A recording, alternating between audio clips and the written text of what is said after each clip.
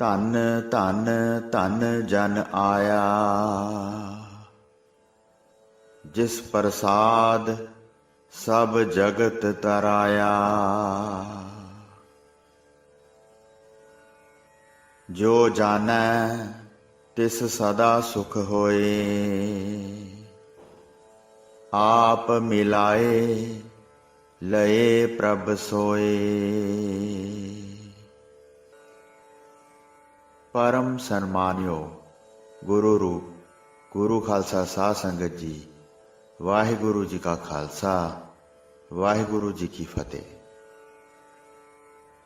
ਮਹਾਰਾਜ ਬਾਬਾ ਸ਼੍ਰੀ ਚੰਦ ਜੀ ਨੂੰ ਬਾਰਠ ਵਿੱਚ ਆਇਆਂ ਨੂੰ 1 ਸਾਲ ਤੋਂ ਵਧੀਕ ਹੋਣ ਲੱਗਾ ਸੀ। ਇੱਥੇ ਬਾਬਾ ਧਰਮਚੰਦ ਜੀ ਵੀ ਆਪਣੇ ਦਾਦਾ ਸ਼੍ਰੀ ਗੁਰੂ ਨਾਨਕ ਦੇਵ ਸਾਹਿਬ ਜੀ ਦੇ ਨਾਨਕੇ ਘਰ ਦੇ ਬੱਚਿਆਂ ਨਾਲ ਪਰਚੇ ਰਹਿੰਦੇ ਸਨ ਅਤੇ ਆਪ ਦੇ ਸੱਜਣ ਪਿਆਰੇ ਵੀ ਦੋਵੇਂ ਵੇਲੇ ਆ ਕੇ ਦਰਸ਼ਨ ਸਤਸੰਗ ਕਰਦੇ। ਇੱਧਰ ਇਹਨਾਂ ਦੇ ਪ੍ਰੇਮ ਵਸੀ ਹੋ ਕੇ ਬਾਬਾ ਸ਼੍ਰੀ ਚੰਦ ਜੀ ਅਜੇ ਬਾਰਠ ਵਿੱਚ ਹੀ ਸਨ। ਉਧਰ ਸ਼੍ਰੀ ਖਡੂਰ ਸਾਹਿਬ ਵਿੱਚ ਸੰਮਤ 1609 ਦੀ ਚੇਤ ਸੁਦੀ ਚੌਥ ਨੂੰ ਸ਼੍ਰੀ ਗੁਰੂ ਅੰਗਦ ਦੇਵ ਜੀ ਜੋਤੀ ਜੋਤ ਸਮਾ ਗਏ ਅਤੇ ਆਪਣੀ ਥਾਂ ਗੁਰਿਆਈ ਦੀ ਗੱਦੀ ਉੱਤੇ ਸ਼੍ਰੀ ਗੁਰੂ ਅਮਰਦਾਸ ਜੀ ਨੂੰ ਬਿਠਾਇਆ। ਸ਼੍ਰੀ ਗੁਰੂ ਅਮਰਦਾਸ ਜੀ ਜੋ ਗੁਰਗੱਦੀ ਮਿਲਣ ਤੋਂ ਪਹਿਲਾਂ ਪਿੰਡ ਬਾਸਰ ਕੇ ਵਸਦੇ ਸਨ ਅਤੇ ਯਾਤਰੂ ਹੋ ਕੇ 20 ਵਾਰੀ ਨੰਗੇ ਪੈਰੀ ਜਾ ਕੇ ਗੰਗਾ ਜੀ ਤੀਰਥ ਉੱਤੇ ਇਸ਼ਨਾਨ ਦਾਨ ਕਰਦੇ ਰਹੇ। ਹੁਣ 13-14 ਸਾਲ ਪਿੱਛੋਂ ਗੁਰੂ ਰੂਪ ਵਿੱਚ ਲੋਕ ਭਲੇ ਹਿੱਤ ਤੀਰਥ ਯਾਤਰਾ ਕਰਨ ਦਾ ਫੇਰ ਖਿਆਲ ਆਇਆ। ਜੈਸਾ ਕਿ ਗੁਰੂ ਨਾਨਕ ਸਾਹਿਬ ਨੇ ਹਰਿਦੁਆਰ ਅਤੇ ਕੁਰੂਕਸ਼ੇਤਰ ਆਦਿਕ ਥਾਵਾਂ ਉੱਤੇ ਜਾ ਕੇ ਕੁਦਰਤੀ ਜਮ੍ਹਾਂ ਹੋਏ ਲੋਕਾਂ ਨੂੰ ਇਹ ਉਪਦੇਸ਼ ਸੁਣਾਇਆ ਸੀ। ਤੀਰਥ ਨਾਤਾ ਕਿਆ ਕਰੇ, ਮਨ ਮੈਂ ਮੈਲ ਗੁਮਾਨ।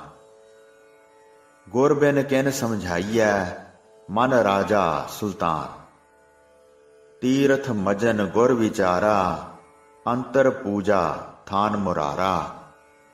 ਤੀਰਥ ਨਾਵਣ ਜਾਓ, ਤੀਰਥ ਨਾਮ ਹੈ। ਤੀਰਥ ਸ਼ਬਦ ਵਿਚਾਰ, ਅੰਤਰ ਗਿਆਨ ਹੈ। ਫਿਰ ਰਾਜਾ ਭਰਥਰੀ ਜੋਗੀ ਪ੍ਰਥਾਏਂ ਵੀ ਆਪਣਾ ਮਤ ਸਿਧਾਂਤ ਇਉਂ ਦੱਸਿਆ ਸੀ।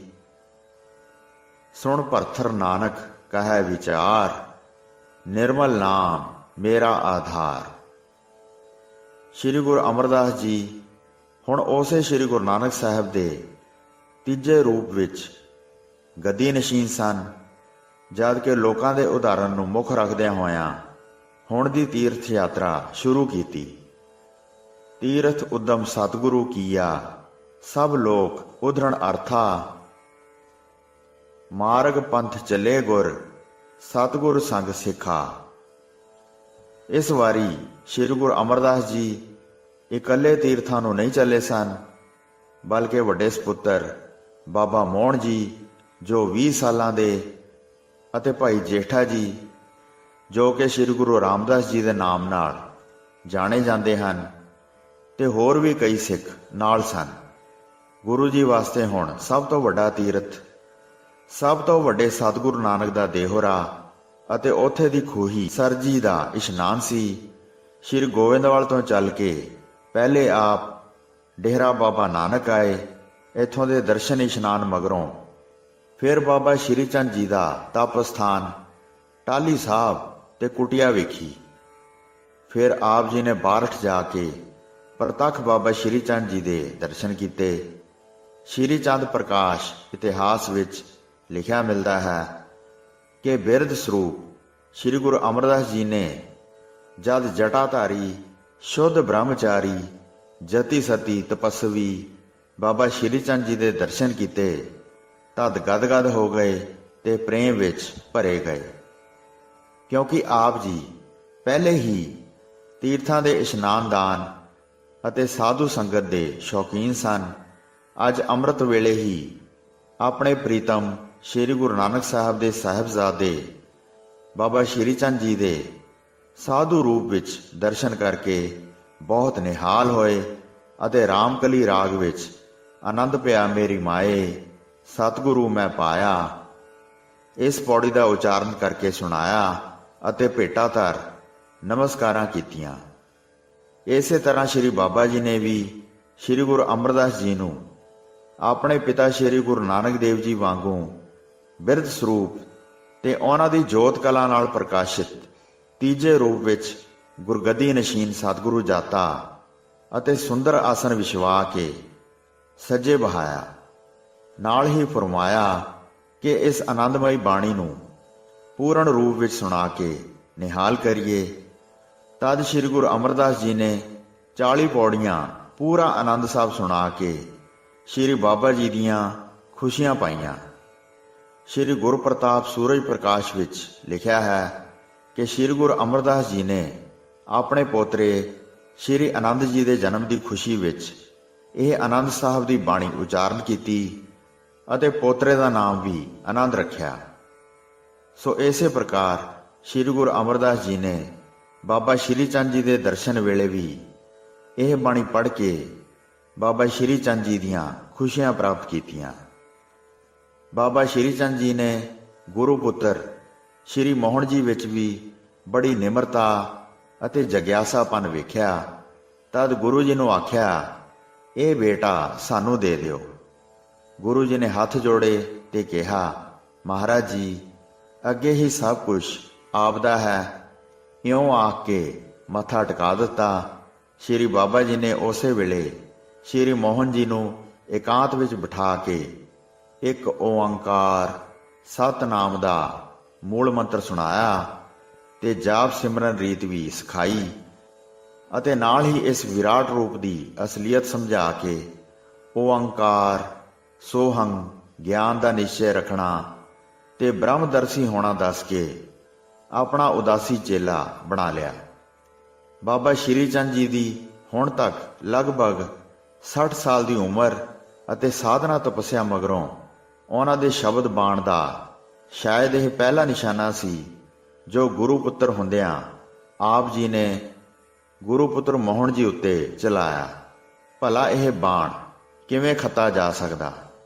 ਸ੍ਰੀ ਮੋਹਨ ਜੀ ਦੀ ਬਿਰਤੀ ਅੰਤਰਮੁਖ ਜੁੜ ਗਈ। ਉਹ ਨਾਮੀ ਦੇ ਨਿਰਗੁਣ ਬ੍ਰਹਮ ਸਰੂਪ ਵਿੱਚ ਲੀਨ ਹੋ ਗਏ ਤੇ ਦਿਨ ਭਰ ਬੈਠੇ ਨਾਮ ਰਸ ਪੀਂਦੇ ਰਹੇ। ਸ੍ਰੀ ਗੁਰੂ ਅਮਰਦਾਸ ਜੀ ਅਤੇ ਨਾਲ ਆਏ ਸਾਰੇ ਸਿੱਖਾਂ ਨੇ ਸ੍ਰੀ ਬਾਬਾ ਜੀ ਦੇ ਮੰਤਰ ਉਪਦੇਸ਼ ਦਾ ਸ੍ਰੀ ਮੋਹਨ ਜੀ ਉੱਤੇ ਗੂੜਾ ਅਸਰ ਹੋਇਆ ਅਨੁਭਵ ਕੀਤਾ ਤਾਂ ਨਿਹਾਲ ਹੋਏ। ਸਤਿਗੁਰੂ ਜੀ ਪੂਰੇ 14 ਦਿਨ ਬਾਬਾ ਸ਼੍ਰੀ ਚੰਦ ਜੀ ਦੇ ਪਾਸ ਬਾਰਠ ਸਾਹਿਬ ਵਿੱਚ ਰਹੇ। ਫਿਰ ਖੁਸ਼ੀਆਂ ਪਾ ਕੇ ਪਹਿਲੇ ਕੁਰੂਕਸ਼ੇਤਰ ਵੱਲ ਨੂੰ ਚੱਲਣ ਲੱਗੇ। ਤਦ ਬਾਬਾ ਜੀ ਨੇ ਆਪਣੇ ਪਾਸੋਂ ਗੁਰਬਾਣੀ ਦੀਆਂ ਕੁਝ ਸੰਚੀਆਂ ਤੇ ਸਾਖੀਆਂ ਲਿਖੀਆਂ ਸ੍ਰੀ ਮੋਹਨ ਜੀ ਨੂੰ ਇਹ ਆਖ ਕੇ ਦਿੱਤੀਆਂ ਕਿ ਅਸੀਂ ਵੀ ਹੁਣ ਲੰਮੀ ਦੇਸ਼ ਯਾਤਰਾ ਕਰਨੀ ਹੈ ਤੇ ਇਹ ਅਮੁੱਲ ਵਸਤੂ ਕਿਤੇ ਗੁੰਮ ਨਾ ਹੋ ਜਾਏ। ਤੁਸੀਂ ਆਪਣੇ ਪਿਤਾ ਜੀ ਦੀ ਬਾਣੀ ਤੇ ਗੁਰੂ ਅੰਗਦ ਦੇਵ ਜੀ ਦੀ ਬਾਣੀ ਵੀ ਟੋਲ ਕੇ ਸੰਭਾਲ ਰੱਖਣੀ ਕਿ ਜ਼ਰੂਰੀ ਚੀਜ਼ ਗੁਰਾਂ ਦੀ ਆਤਮਾ ਹੈ। ਸ੍ਰੀ ਮੋਹਨ ਜੀ ਨੇ 7 ਬਚਨ ਕਿਹਾ ਤੇ ਸੰਚੀਆਂ ਸਾਖੀਆਂ ਸੰਭਾਲ ਕੇ ਚਾਲੇ ਪਾ ਦਿੱਤੇ। ਸ੍ਰੀ ਮੋਹਨ ਜੀ ਉੱਤੇ ਬਾਬਾ ਸ਼੍ਰੀ ਚੰਦ ਜੀ ਦੇ ਮੰਤਰ ਉਪਦੇਸ਼ ਦਾ ਬਹੁਤ ਅਸਰ ਹੋਇਆ। ਇਹਨਾਂ ਨੇ ਤੀਰਥ ਯਾਤਰਾ ਤੋਂ ਮੁੜ ਆ ਕੇ ਸ੍ਰੀ ਗੁਰੂ ਅੰਗਦ ਦੇਵ ਜੀ ਦੀ ਬਾਣੀ ਨੂੰ ਵੀ ਬੜੇ ਯਤਨਾਂ ਨਾਲ ਹਾਸਲ ਕੀਤਾ ਅਤੇ ਆਪਣੇ ਪਿਤਾ ਸਤਿਗੁਰੂ ਜੀ ਦੀ ਬਾਣੀ ਵੀ ਸੰਚਿਤ ਕਰਦੇ ਰਹੇ।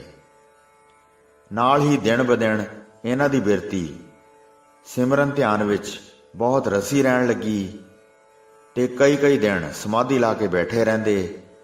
ਇਹਨਾਂ ਦੀ ਇਤਨੀ ਬੈਠਕ ਤੇ ਪੱਕੀ ਸਮਾਧੀ ਨੂੰ ਅਨੁਭਵ ਕਰਕੇ ਆਪ ਦੇ ਛੋਟੇ ਭਰਾਤਾ ਸ਼੍ਰੀ ਮੋਹਰੀ ਜੀ ਨੇ ਆਪ ਨੂੰ ਚੁਬਾਰਾ ਬਣਾ ਦਿੱਤਾ, ਜਿੱਥੇ ਇਕਾਂਤ ਬੈਠੇ ਇਹ ਨਾਮ ਮਹਾਰਸ ਪੀਂਦੇ ਰਿਹਾ ਕਰਦੇ। ਸੋ ਸਾਧ ਸੰਗਤ ਜੀ, ਇਸ ਪ੍ਰਕਾਰ ਸ੍ਰੀ ਗੁਰੂ ਅਮਰਦਾਸ ਜੀ ਬਾਬਾ ਸ਼੍ਰੀ ਚੰਦ ਜੀ ਦੇ ਦਰਸ਼ਨ ਕਰਕੇ ਨਿਹਾਲ ਹੋ ਗਏ। ਧੰਨ ਧੰਨ ਬਾਬਾ ਸ਼੍ਰੀ ਚੰਦ ਜੀ ਦੀ ਗੱਡੀ ਹੋਈ ਦਾਤਣ ਅੱਜ ਵੀ ਬਾਰਠ ਸਾਹਿਬ ਵਿਖੇ ਇੱਕ ਬੇਰੀ ਦੇ ਰੂਪ ਵਿੱਚ ਸੁਸ਼ੋਭਿਤ ਹੈ, ਜੋ ਸਮਾਂ ਪਾ ਕੇ ਜੰਮ ਆਈ ਤੇ ਆਪ ਦੇ ਪਵਿੱਤਰ ਹੱਥਾਂ ਦੀ ਨਿਸ਼ਾਨੀ ਬਾਰਠ ਵਿੱਚ ਭਾਰੀ ਬੇਰੀ ਦਾ ਬ੍ਰਿਛ ਹੋਇਆ, ਜਿੱਥੇ ਕਿ ਬਾਬਾ ਜੀ ਦਾ ਪੂਜਨਿਕ ਸਥਾਨ ਹੁਣ ਤੱਕ ਗੁਰਦੁਆਰਾ ਸਾਹਿਬ ਵੀ ਕਾਇਮ ਹੈ। ਹੋਈਆਂ ਭੁੱਲਾਂ ਚੁੱਕਾਂ ਦੀ ਖਿਮਾ ਬਖਸ਼ਣੀ ਜੀ। ਦਾਸ ਨੂੰ ਆਗਿਆ ਦਿਓ। ਵਾਹਿਗੁਰੂ ਜੀ ਕਾ ਖਾਲਸਾ, ਵਾਹਿਗੁਰੂ ਜੀ ਕੀ ਫਤਿਹ।